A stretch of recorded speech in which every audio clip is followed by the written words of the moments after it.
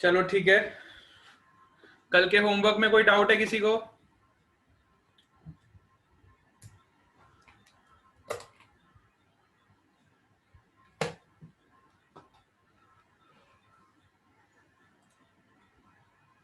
विश्वा Bhavsar is also present. Okay yes, कल के होमवर्क में कोई डाउट्स है या फिर हम आगे चलें? Anyone?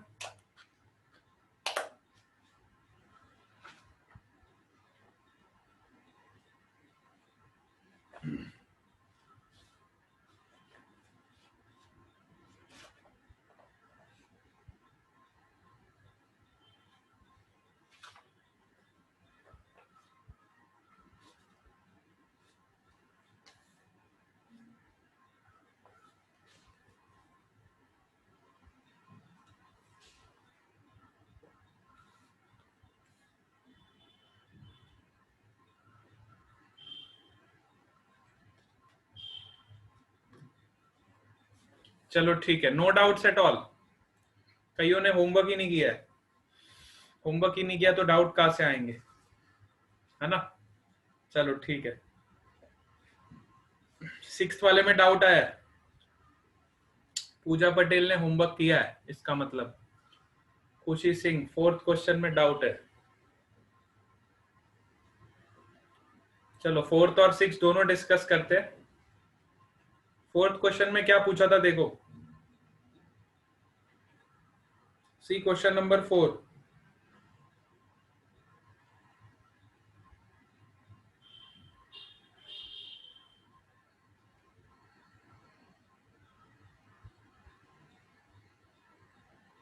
Calculate the acceleration of the system, tension in the string and the thrust on the pulley in terms of g for theta as shown in the figure। इस तरह का आपको एक ब्लॉक दिया हुआ है। क्वेश्चन नंबर 4 पहले मैं बता रहा हूं।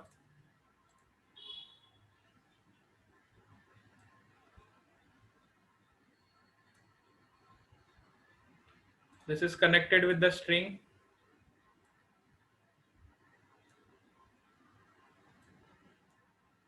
which is connected to the pulley.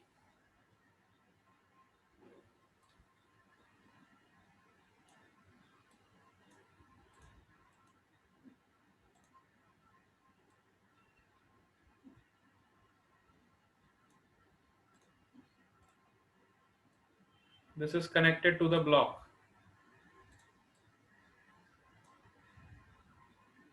ठीक है, question number 4।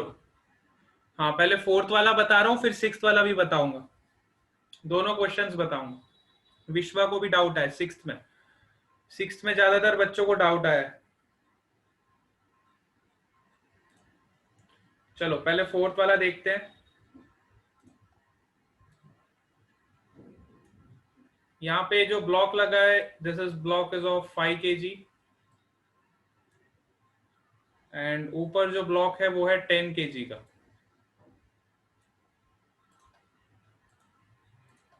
This block is 5 kg, this block is 10 kg and acceleration is given in this direction। Tension is also given।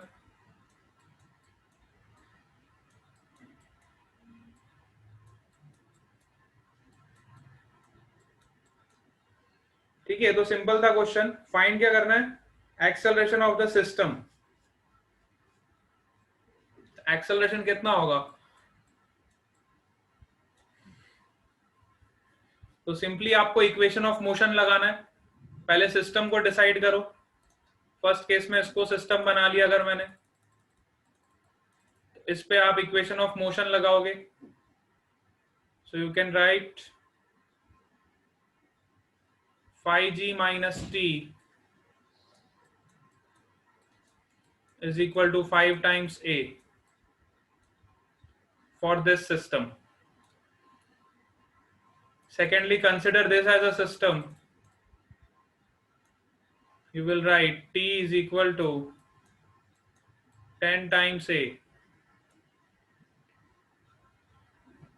बस तो यहाँ पे t की वैल्यू इक्वेशन को पुट करोगे।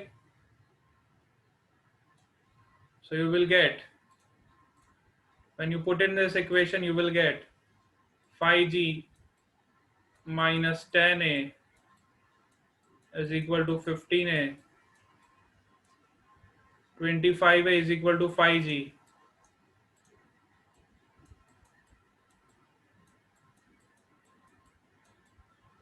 So a is equal to g by 5. Acceleration का value directly आपको मिल जाएगा, which is g by 5. Maitri Patel is not able to connect the meeting due to network issue. Okay.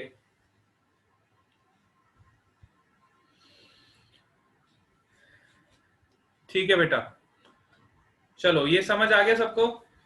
Acceleration हमने निकाल दिया system का, दोनों systems पे हमने लगाया न्यूटन्स का सेकेंड लॉ. टेंशन निकालना है तो टेंशन कितना हो जाएगा, 10a के बराबर. Tension will be your 10 times a. So 10 times of acceleration of this. ठीक है, चलो ये वाला तो सॉल्व हो गया. थ्रस्ट ऑन द पुली आपको निकालना था, तो पुली पे कितना थ्रस्ट लगेगा ये देखो. पुली देखो यहाँ पे कनेक्टेड है, यहाँ पे पुली इसके साथ कनेक्टेड है ना, इस तरह से पुली कनेक्टेड है. तो पुली पे कितना थ्रस्ट लगेगा, तो पुली पे देखो टेंशन कैसे आएगा, इधर टेंशन लगेगा पुली पे net. This tension will be equal to √2 times t. देखो इधर टेंशन आपका t लग रहा है और इधर भी टेंशन आपका t लग रहा है. सो इसका रिजल्टेंट देखो इधर जाएगा. Law of parallelogram of vector addition लगाओगे आप. दो फोर्सेस अगर ऐसे होते थे तो रिजल्टेंट फोर्स आपका ऐसे जाता था. If this is t, this is also t, this will be √2 times t.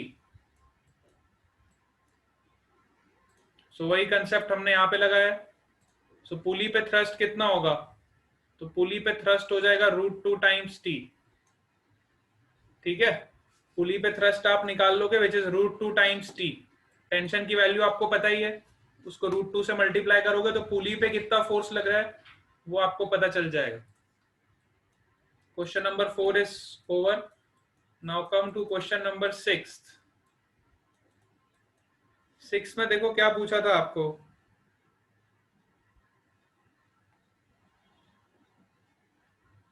Two blocks of mass 8 and 4 kg are connected by a string as shown in the figure. एक पुली है आपके पास again, और इस पे दो मासेस कनेक्टेड है.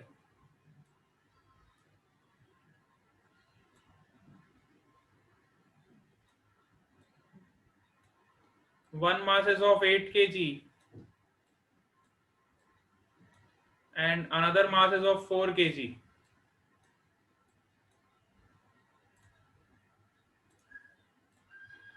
ठीक है, एक 8 kg का मास है और दूसरा 4 kg का मास है, और दोनों को हमने ग्राउंड पे रखा है.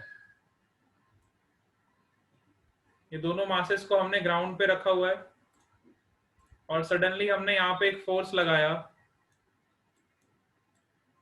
Which is of 100 Newton.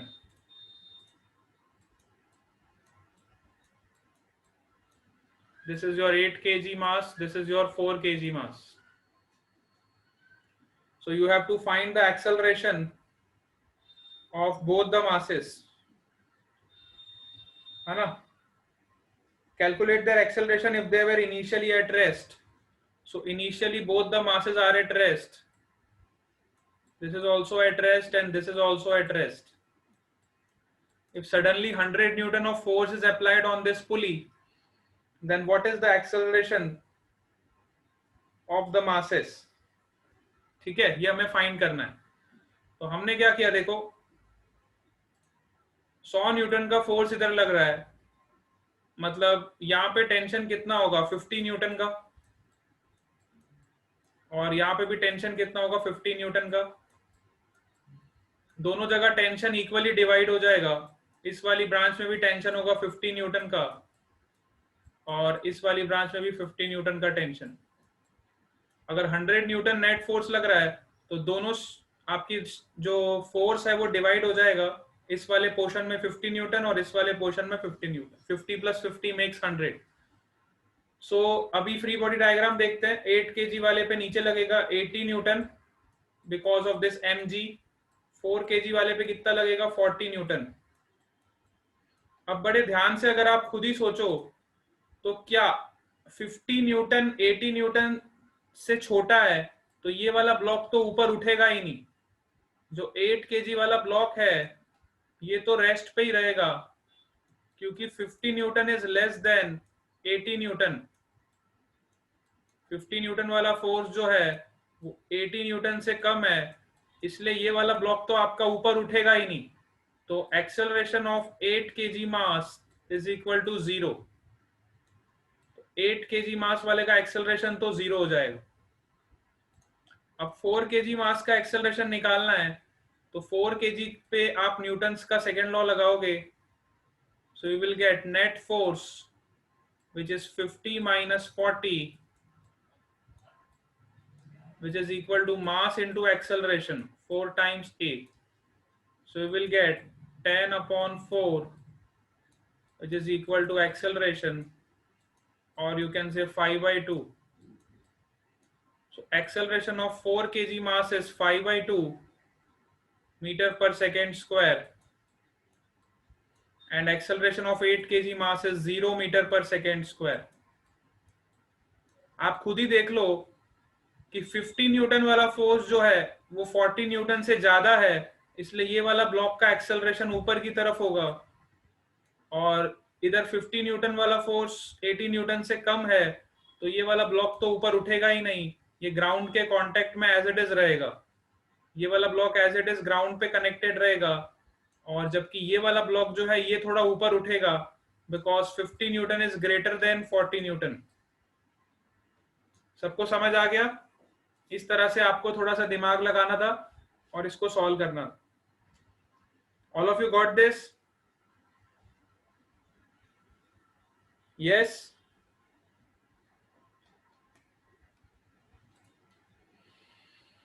Very good.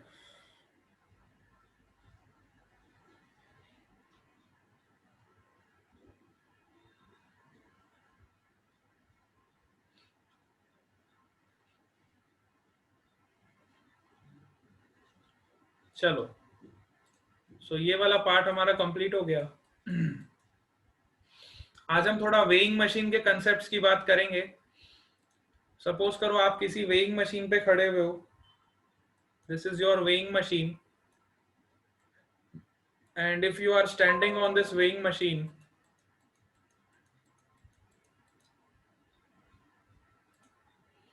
अच्छा एक बात आपको और बतानी थी कि आपका यूनिट टेस्ट अभी आ रहा है, और यूनिट टेस्ट में आपका सिलेबस रहेगा चैप्टर नंबर 3, 4 एंड 5। ठीक है? यूनिट टेस्ट में जो आपका सिलेबस रहेगा that is chapter number 3, 4 and 5। 5 वाला हम कंप्लीट कर लेंगे, 2-3 दिन में कंप्लीट हो जाएगा।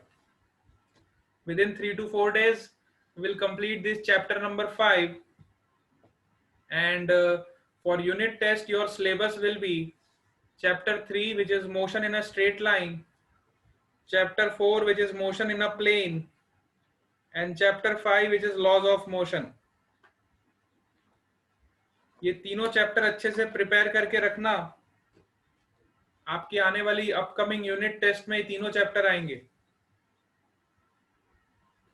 मैत्री पटेल का नेट इशू सॉल्व हो गया? Maitri Patel has also joined. Okay,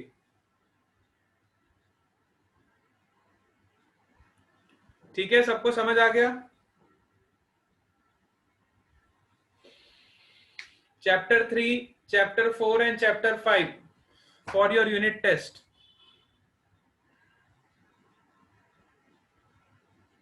चलो आज हम वेइंग मशीन के कंसेप्ट के बारे में बात करेंगे।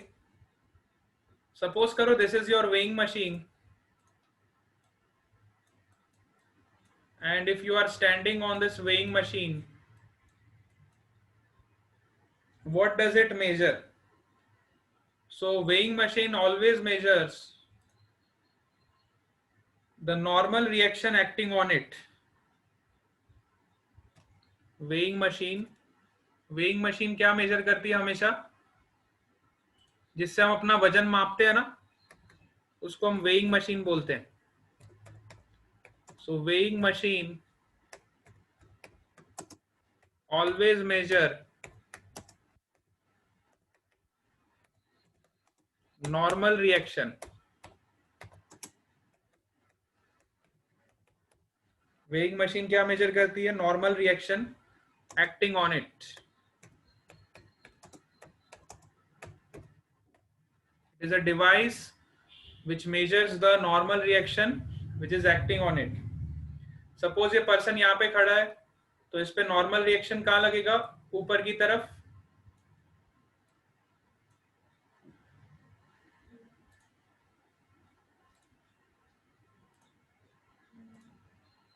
है ना? इस पर्सन पे नॉर्मल रिएक्शन कहाँ लगेगा? ऊपर की तरफ.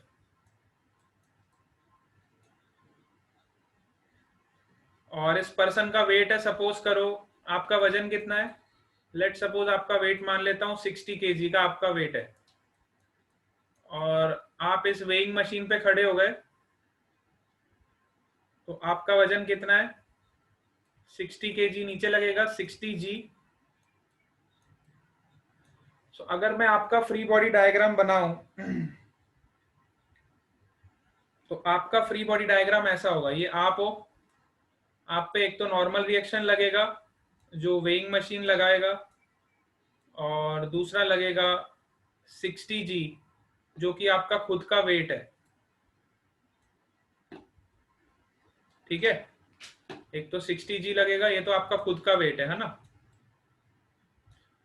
और आप इस टाइम रेस्ट पे हो, आपका कोई भी मोशन नहीं हो रहा है. जब हम वेइंग मशीन पे अपना वेट मेजर करते हैं तो हम सीधे खड़े रहते हैं ना. हम ऐसा तो नहीं कि उस पे नाचने लगते हैं या उस पे डांस करने लगते हैं.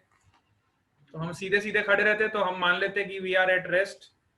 सो you can see that N is equal to mg.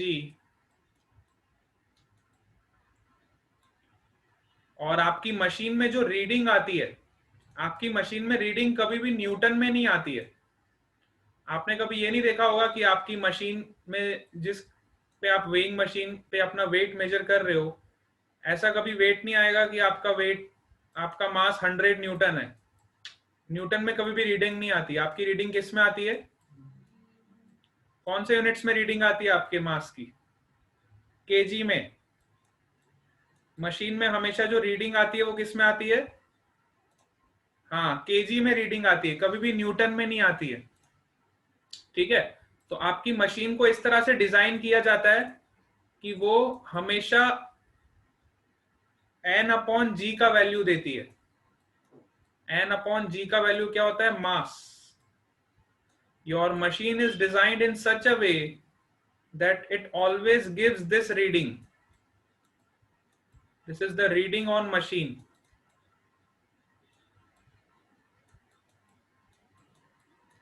Machine में हमें ये रीडिंग मिलती है, बट असली में आपको जो प्रोसेस है वो पता होना चाहिए कि वेइंग मशीन पे नॉर्मल रिएक्शन लगती है और मास बॉडी का हमें पता ही है.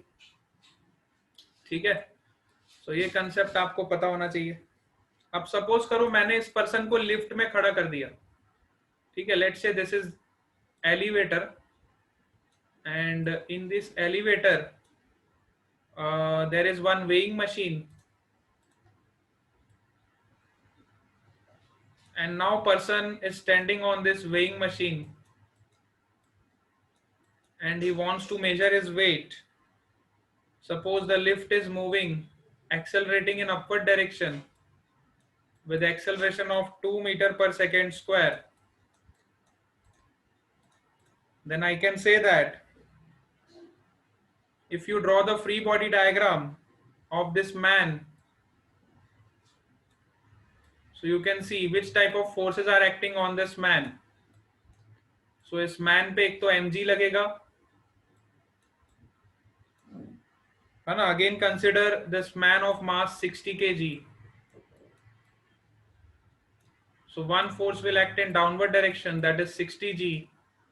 Another is the normal reaction exerted by the weighing machine on this man.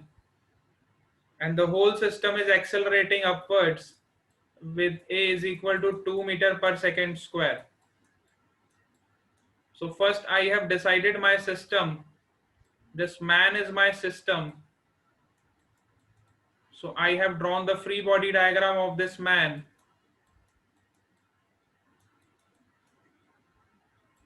Now I will apply Newton's second law.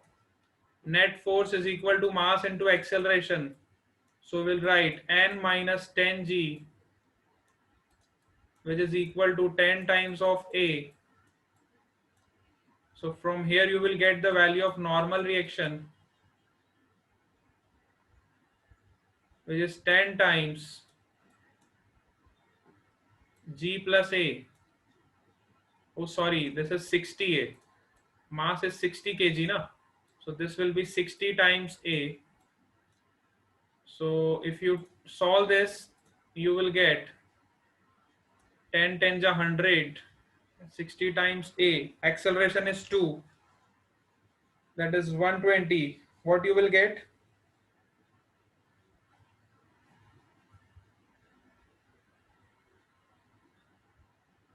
This is also 60g. Mass 60 दिया हुआ है ना. So n minus 60g is equal to 60a. So n का value क्या मिलेगा देखो, 60 times a plus g. So a का value 2 है, g का वैल्यू 10 है. So you will get normal reaction is equal to 720 Newton. But आपकी reading क्या शो करेगी, मशीन में क्या बताएगा वो? मशीन में वो 720 न्यूटन नहीं बताएगा. मशीन में आपकी जो रीडिंग आएगी that will be n upon g, which is equal to 72 kg. This reading will be shown in your machine.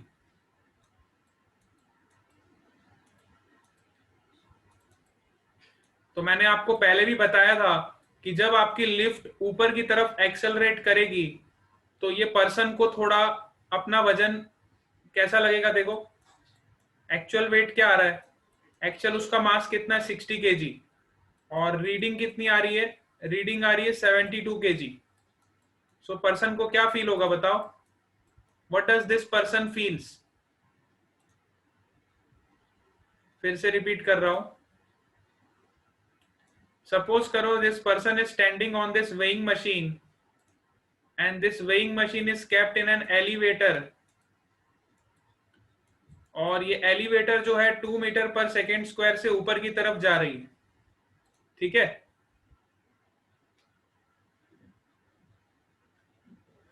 ना. तो ये एलिवेटर ऊपर की तरफ जा रही है with an acceleration of 2 metre per second square. तो सबसे पहले हमने इसका फ्री बॉडी डायग्राम बनाया. तो नॉर्मल रिएक्शन ऊपर की तरफ, 60g in downward direction, acceleration in upward direction. So you will get, by applying Newton's second law, n minus 60g is equal to 60a. So value of n will be 720 Newton and machine will show the reading. Machine में क्या reading आएगी, machine में ये वाली reading आएगी, that is 72 kg है ना. Machine में 72 kg रीडिंग आएगी. तो पर्सन को क्या लगेगा कि उसका वजन थोड़ा ज्यादा हो गया है ना. पर्सन को ऐसा फील होता है ना, जब लिफ्ट ऊपर जाती है तो हमें ऐसा फील होता है कि हमारा वेट थोड़ा ज्यादा है ना, because of pseudo force. Pseudo force की वजह से ऐसा होता है. सूडो फोर्स की वजह से हमें ऐसा लगता है कि हमारा वेट थोड़ा बढ़ गया है ना, ऐसा हमें फील होता है. और जब लिफ्ट आपकी नीचे जाती है तो हमें ऐसा लगता है कि हमारा वेट थोड़ा कम हो गया है. तो वही चीज को दिखाने के लिए मैंने यहाँ पे वेइंग मशीन का यूज किया, जिससे आपको पता चल जाए. देखो वेइंग मशीन में रीडिंग कितनी आ रही है, 72 kg आ रही है, बट असली में उसका मास कितना है, 60 kg का. तो इस पर्सन को ऐसा फील होगा, अगर ये लिफ्ट में अपना वेट मेजर करेगा तो इस पर्सन को ऐसा लगेगा कि मैं 72 kg का हो गया हूं, जबकि असली में ये कितने kgs का है, 60 kg का. समझ आया. ऐसा इस पर्सन को फील होगा कि मेरा वेट 72 kg का है, जबकि असली में वो पर्सन कितने kgs का है, 60 केजी का। हाँ, ये कंसेप्ट आपको समझ आना चाहिए। This is very important concept of weighing machine. Sometimes questions are asked on this concept. ठीक है, चलो अब हम कुछ स्प्रिंग फोर्स से रिलेटेड बातें करेंगे। हमें स्प्रिंग फोर्सेस के बारे में भी थोड़ा पता होना चाहिए कि स्प्रिंग फोर्सेस क्या होते हैं और किस तरह के होते हैं। ठीक है, सपोज करो हमारे पास एक स्प्रिंग है। Let us consider one spring.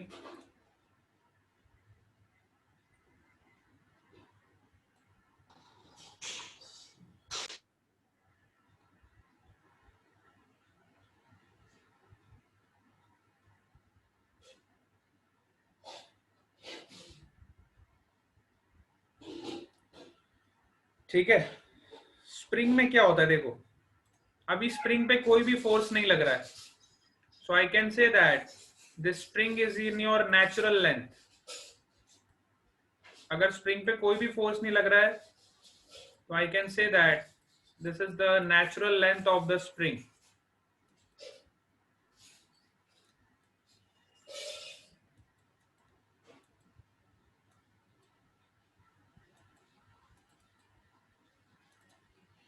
ठीक है, स्प्रिंग पे आप कोई भी फोर्स नहीं लगा रहे हो, सिंपल सी स्प्रिंग है। ये वही वाली स्प्रिंग है जो आपके पेन में रिफिल में डली होती है। पेन में आपकी स्प्रिंग्स होती है। और स्प्रिंग्स कहाँ कहाँ पे यूज होती है आपको पता ही है, बहुत सारे एप्लीकेशन है स्प्रिंग के, है ना। तो अलग अलग जगह पे हम स्प्रिंग का अलग अलग तरीके से यूज करते हैं। अब मैंने क्या किया, सपोज करो इस स्प्रिंग को मैंने वॉल से अटैच कर दिया। Let's say this is your wall and I have attached one end of the spring with this wall.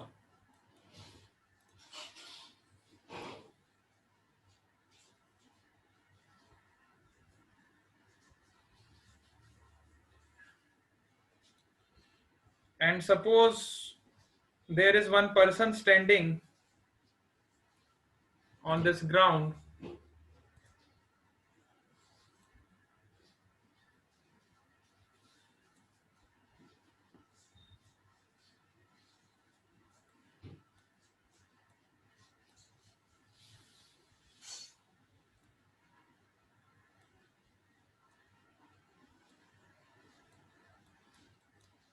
ठीक है, एंड दिस पर्सन इज, अब ये स्प्रिंग को क्या करेगा, ये अपनी तरफ खींचेगा।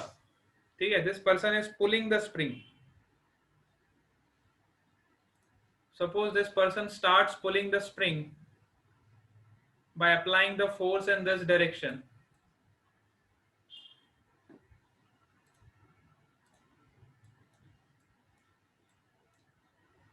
है ना, तो जब ये इसको अपनी तरफ खींचेगा तो स्प्रिंग की लेंथ कुछ इंक्रीज हो जाएगी। सपोज करो स्प्रिंग की लेंथ इंक्रीज हो गई,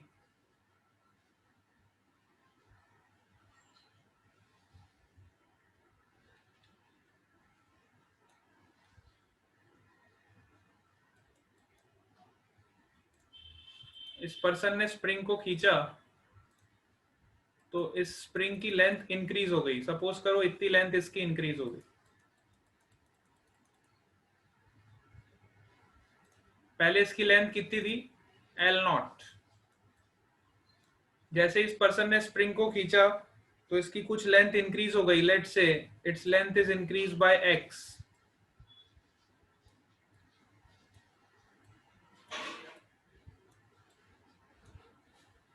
ठीक है, अब जैसे ही हम स्प्रिंग को खींचते हैं तो स्प्रिंग क्या करती है, स्प्रिंग हमेशा अपनी नेचुरल स्टेट में आना चाहती है, मतलब हमेशा अपनी ओरिजिनल लेंथ में आना चाहती है। तो जब ये पर्सन इसको इस तरफ फोर्स लगा रहा था तब स्प्रिंग क्या करेगी, spring will oppose this force. Spring चाहेगी कि मैं वापस अपनी ओरिजिनल पोजीशन पे आऊं, तो स्प्रिंग ऑपोजिट डायरेक्शन में फोर्स लगाएगी। This force is known as restoring force.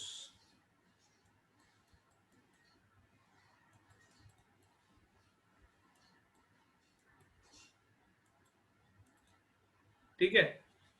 जैसे हम कभी कोई स्प्रिंग को खींचते हैं तो स्प्रिंग की टेंडेंसी क्या होती है कि वो वापस अपनी ओरिजिनल स्टेट को अचीव करे। सो ओरिजिनल स्टेट को अचीव करने के लिए spring will apply equal and opposite force to achieve its natural position. This force is known as restoring force. अच्छा, अगर मैं ये वाले सेक्शन की बात करूं, let's say this is your point A, तो ए पॉइंट की अगर मैं बात करूं तो देखो ए पॉइंट पे फोर्स किधर लगेगा, रिस्टोरिंग फोर्स। सो अगर इधर फोर्स इधर लग रहा है तो ये वाले पॉइंट पे भी फोर्स किधर की टेंडेंसी होगी, रिस्टोरिंग फोर्स की, इन दिस डायरेक्शन। ठीक है, समझ आया? इस तरह से आप रिस्टोरिंग फोर्स को शो करो। अभी सपोज करो मैं इसको कंप्रेस करता स्प्रिंग को, सपोज मैं क्या करता, इसी स्प्रिंग की अगर मैं बात करूं, अगर इस पर्सन को बोलता कि इसको जोर से प्रेस करे तो ये स्प्रिंग की साइज छोटी हो जाती, it will be compressed,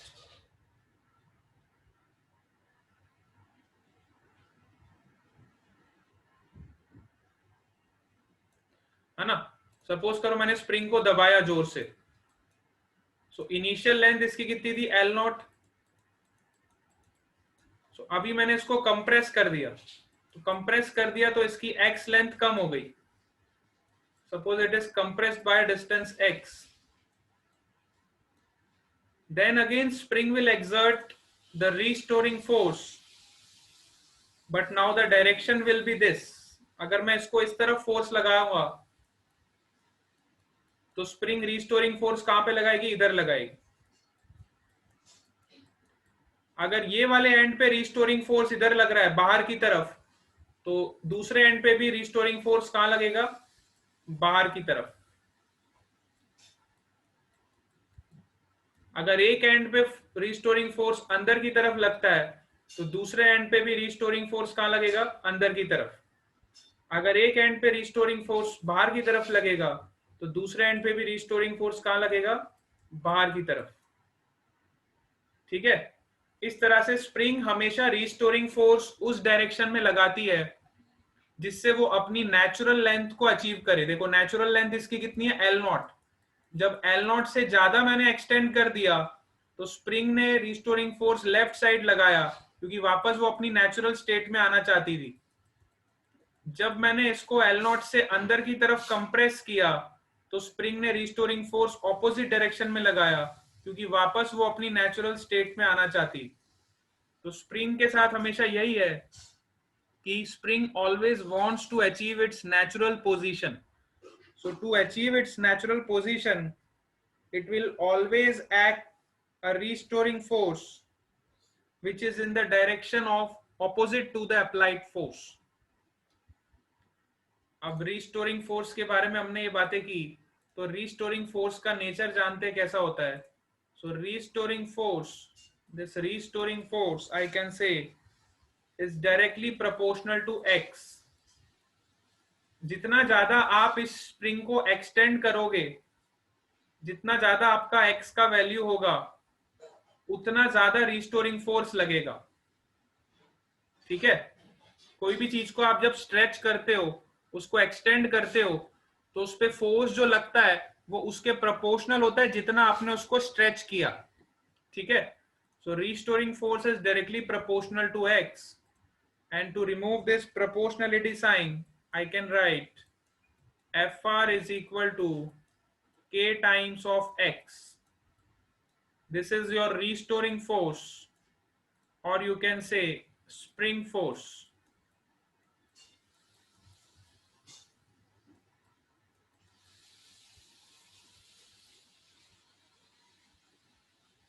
This is your restoring force, or you can say it is your spring force. Now keep in mind, restoring force is always exerted on both the ends of the spring, है ना। ऐसा नहीं है कि आपके पास ये आपकी spring है, आपने एक जगह रिस्टोरिंग फोर्स लगाया और दूसरी जगह कुछ नहीं लगाया, रिस्टोरिंग फोर्स हमेशा दोनों एंड्स पे लगता है। अगर एक तरफ बाहर की तरफ है तो दूसरी तरफ भी रिस्टोरिंग फोर्स कहाँ होगा, आउटसाइड। अगर एक एंड पे रिस्टोरिंग फोर्स अंदर की तरफ है तो दूसरे एंड पे भी रिस्टोरिंग फोर्स आपका कहाँ होगा, inside. But keep in mind that restoring force will always act at both the endpoints. है ना? This constant is known as your spring constant. This is the constant of your spring, K. This constant is known as your spring constant. Its value is given in your question.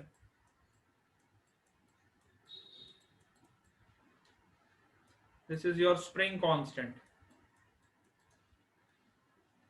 All of you clear up to this point? Let's try to do one problem so that you can easily understand this. Suppose करो हमारे पास दो blocks हैं. Let's say we have two blocks.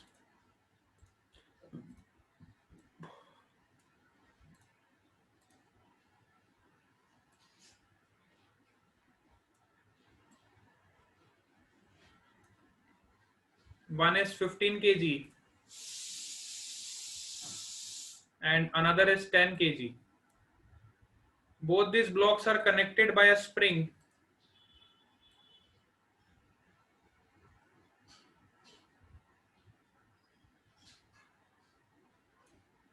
Both these blocks are connected by a spring and these are kept on this ground.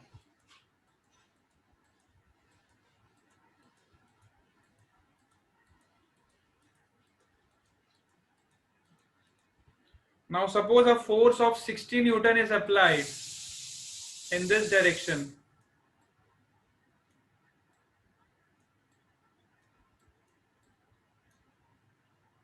Suppose a force of 60 Newton is applied in this direction. And acceleration of 15 kg mass is 2 meter per second square. इस instant की मैं बात कर रहा हूं. इस instant पे इस मास का एक्सेलरेशन आपको दिया हुआ है 2 मीटर पर सेकेंड स्क्वायर.